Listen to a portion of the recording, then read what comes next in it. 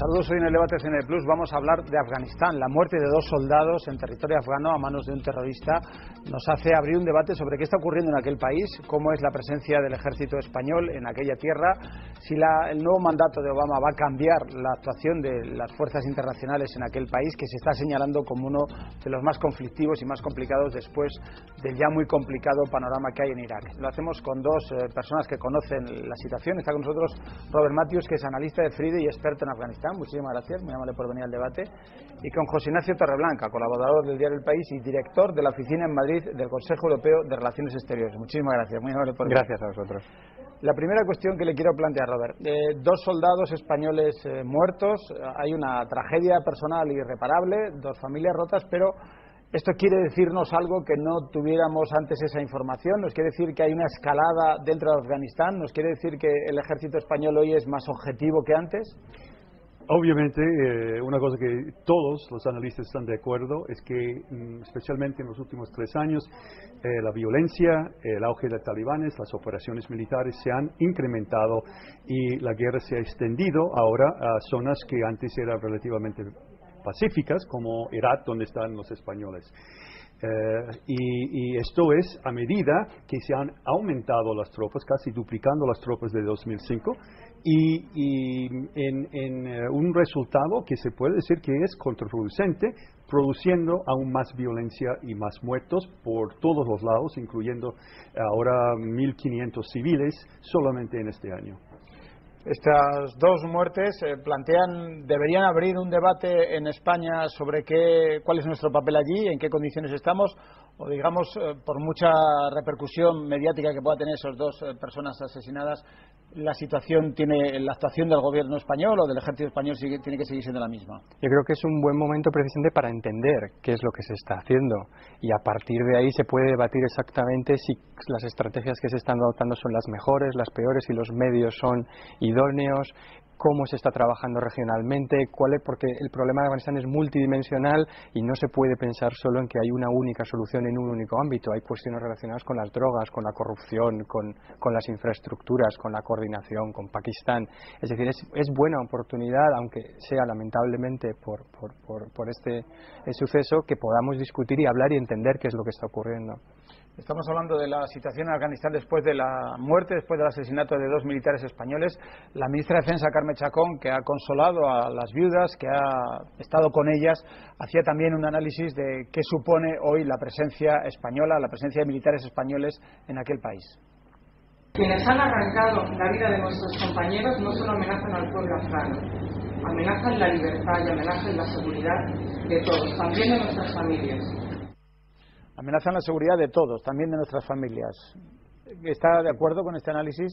Bueno, hasta cierto punto. Ahora, uno de los problemas centrales de la misión de la OTAN, incluyendo España, incluyendo los Estados Unidos en Afganistán, es que los objetivos del Occidente son 2: antiterrorismo y antinarcotráfico.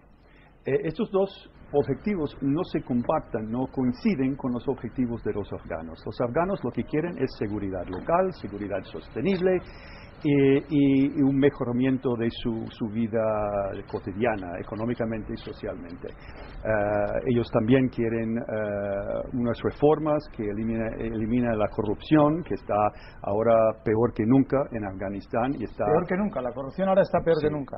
Igual que la violencia, la corrupción hoy día es peor cada año. ¿Por qué? Y la credibilidad del gobierno se va por abajo con ese. ¿Por qué? Porque, bueno, desde el principio se han tratado con señores de guerra. Desde el principio, Rumsfeld dijo en 2002, no estamos ahí para dirigirnos a la droga, al opio, sino para matar Al-Qaeda o después matar talibanes.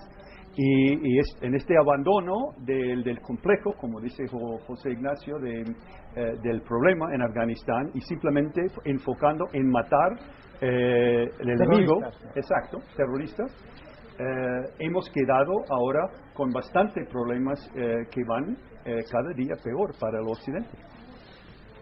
En este panorama hay informaciones que apuntan que la población civil, los ciudadanos afganos, podrían estar decepcionados, incluso contrarios a la ocupación, a las fuerzas militares que hay allí, porque han entendido que desde que están ni han mejorado sus condiciones de vida, como señalaba Robert, ni incluso están siendo víctimas de bombardeos.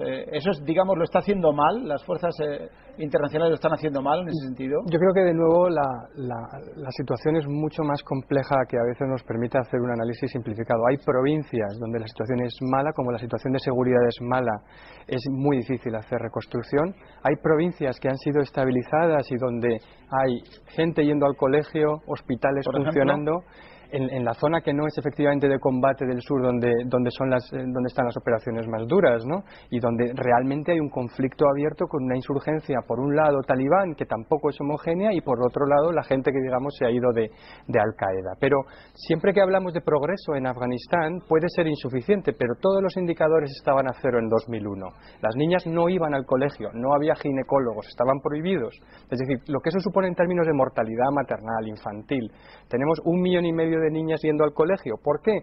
Quizá no porque la situación no pueda mejorar mucho, sino porque hay unas mínimas condiciones de seguridad en algunos sitios.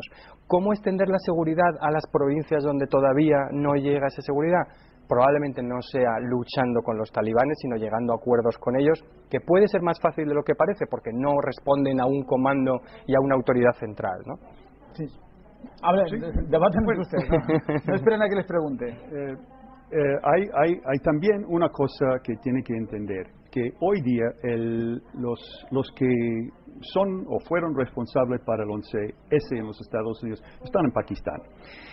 La guerra contra el terrorismo está en la frontera con Pakistán. Y no se puede hablar, y volviendo a su pregunta sobre la seguridad de España en esto, no se puede hablar de Afganistán como el frente de la guerra contra el terrorismo, como el mismo Obama se ha dicho. Ahora tenemos un complejo de insurgencia, un nacionalismo pashtún que está envuelto en eso, y no estamos ahí matando el enemigo, simplemente quitando la amenaza del terrorismo, exactamente. Estamos en una guerra civil con un gobierno que cada día falta más credibilidad con el pueblo. Un pueblo que ha sido abandonado por la seguridad local, una cosa que para mí es un poco irónico, que en una estrategia netamente militar no hemos logrado lo mínimo de una estrategia militar, que es la seguridad local. ¿Y por qué eso? ¿Por qué ese fracaso? Porque no se empeñaba en la reforma policial, no se empeñaba hasta ahora en desarrollar los equipos del ejército afgano. Simplemente se fueron ahí con un presupuesto 11 veces más, en el caso de los Estados Unidos, hacia el lado militar, faltando la reconstrucción, faltando toda la gama de problemas que tienen los afganos para matar el enemigo. Bueno, es cierto que gran parte de los problemas que tiene Afganistán vienen porque se hizo demasiado poco en su momento.